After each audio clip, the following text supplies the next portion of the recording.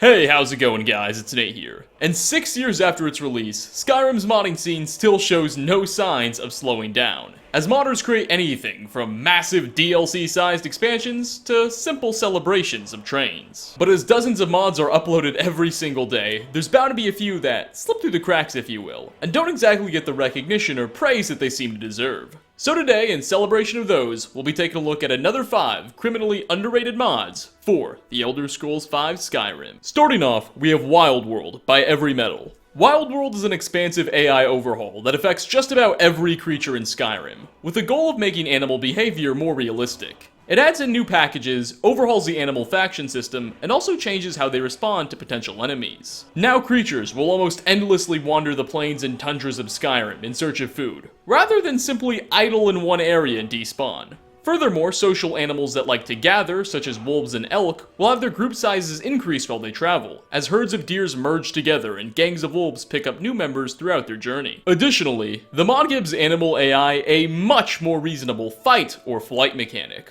where creatures will now choose their battles more wisely. No longer will a lone wolf rush into combat against a giant camp loaded with mammoths, instead deciding to stick to more realistic prey. Additionally, this kind of applies to the player as well. Animals that don't want to eat or fight you won't, unless they feel threatened. Now instead of just ambushing you, stray dogs and wolves may instead choose to either flee or attempt to scare you off, only turning hostile if you get too close. Predatory animals will also become less common during the day and more prevalent at night, reflecting their appropriate sleep schedules. Likewise, it's not all just woodland critters that Wild World seeks to impact. Guard patrols may sally outside of cities to confront particularly threatening or troublesome packs of animals, and the undead as well as machines have been adjusted to never flee from combat. Overall, Wild World is a seemingly small immersion mod that makes Skyrim's creatures behave a lot more alive. Our next spot goes to Power of Three's Afterlife for NPCs. This mod allows afterlives for NPCs that have died throughout your playthrough.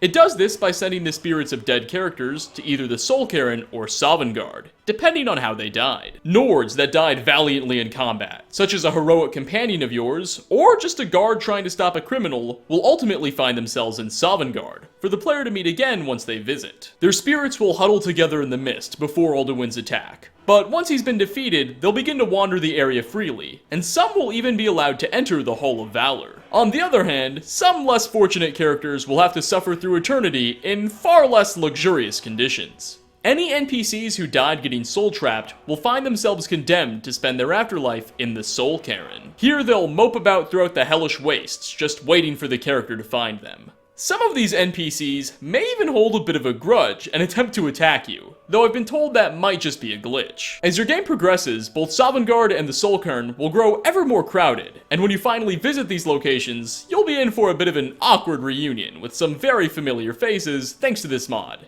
Afterlife for NPCs is ready to download on both versions of Skyrim for PC. Our number 3 spot goes to a fairly massive quest mod that released just last December. Tools of Kagrenac sends the Dragonborn on a journey to recover the 3 legendary tools of Kagrenac, artifacts players of The Elder Scrolls III Morrowind likely remember very well, as they played a pretty key role throughout the game, and now they're back for another run in Skyrim. The 3 specific tools are Keening, a small dagger, Sunder, a legendary warhammer, and Wraithguard, an ancient gauntlet. Each of these items are an absolute joy to use once you've completed the quest to unlock them. However, the items themselves are just a very small portion of what this mod is about. You see, Tools of Kagrenac also comes with hundreds of lines of voice dialogue, a variety of new dungeons to conquer, and dozens of other new items and spells to mess around with. Just completing the mod's quests will set you back a few hours. However, it's time well spent. Unlike the last 2, Tools of Kagrenac is available for both versions of Skyrim on PC, as well as the Xbox One. Coming at number 4, we have a mod that's more funny than it is serious. Shadow Merchant by X-Darkness aims to arm the player with a variety of new wacky magical abilities, and definitely doesn't take itself very seriously. Upon installing the mod, the player will automatically be given a new spell that allows them to summon a character known as the Shadow Merchant, a ghost-like salesman whom you can barter with. The Shadow Merchant will have a plethora of items for sale, and quite a lot of gold in his inventory to buy things with. However, what we're interested in is the variety of very new and very unique spell tomes that'll sell. Altogether, about 16 new spells are acquirable, and each is an absolute blast to use. Now, obviously we don't have the time to go over every single new spell added by this mod. You can find those over on the mod page, so I'll just show off some of my personal favorites. The rocket ability, much to the jealousy of Elon Musk, allows the player to shoot NPCs straight into the sky, in a similar fashion to what the Giants Club is capable of. Additionally, a shout called Crows on My Pauldron can be used to automatically have a crow or raven spawn on the player's shoulder, for an instant avian friend that'll stay with you throughout your travels. For the hydrophobes out there, water walking does exactly what it sounds like, and allows you to seamlessly walk, run, or jump across liquid surfaces. And my personal favorite spell being added, Strangulation, is something that greatly reminds me of what Darth Vader would employ,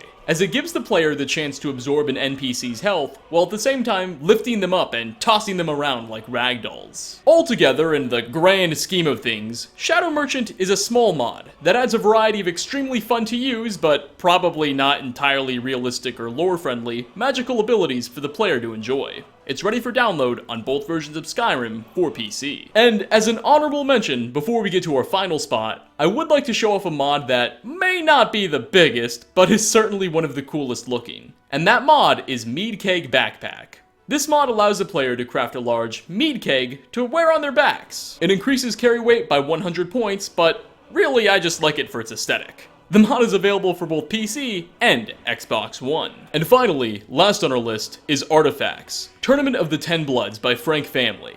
This mod adds in a short voiced quest and an accompanied side quest for the player to complete, in order to obtain a handful of unique artifacts of the Daedric god Bohethia. The quest sends you to one of the Daedric goddess's shrines in the Velothi Mountains. To get there, you'll have to fight through a small cave that'll introduce you to a new type of NPC added in by the mod, called Hungers. Those who have played through Oblivion will definitely recognize these horrifying creatures as servants of Bohethia. But once you've made it to the shrine, you'll get your hands on a couple of the mod's new weapons, and Bohethia will soon transport you to her realm of Oblivion. It's here where you must compete in the Tournament of the Ten Bloods, where you're pitted in 1v1 combat against a champion of each of Tamriel's 10 native races. Once you've won the tournament, you'll gain access to 3 special artifacts of Bohethia. And man, are these badass. The first of the 3 we'll be looking at is known as Bohethia's Walking Staff, which is back from Morrowind and has an amazingly detailed model and will either shoot a fireball or summon your own personal Hunger Dremora, depending on which hand you've equipped it in. The second artifact is Goldbrand, a powerful blade that does fire damage as well as boasts a custom flame animation that really sets it apart. Like the Hunger Dremora, this weapon was actually first introduced in the Elder Scrolls IV Oblivion, though in my opinion the mod makes it look even better. This weapon can be upgraded as a part of the mod's side quest as well. The last artifact we'll be looking at is Fearstruck, a shield with a brilliant looking model and texture. When opponents are bashed by it, Fearstruck will mark them for detection, and has a couple of surprises that I'll leave for you to find for yourself. There's more than just these 3 added in by this mod, but these are the 3 biggest in my opinion and my own personal favorites. The fact that the modder took the time to not only create such brilliant, well thought out weapons, but also develop a short and lore-friendly quest around them, really makes the mod stand out amongst so many others. Artifacts Tournament of the Ten Bloods is available on Skyrim PC and on the Xbox One. But with that last one, we are going to wrap up. Thanks for stopping by, everyone. Which of the mods on this list was your favorite and are you most excited to download? And what mods do you know of that you think deserve a little more attention? Leave a comment down below. As always, like ratings are very much appreciated, and I hope to catch you all in my next video. Peace out, everyone.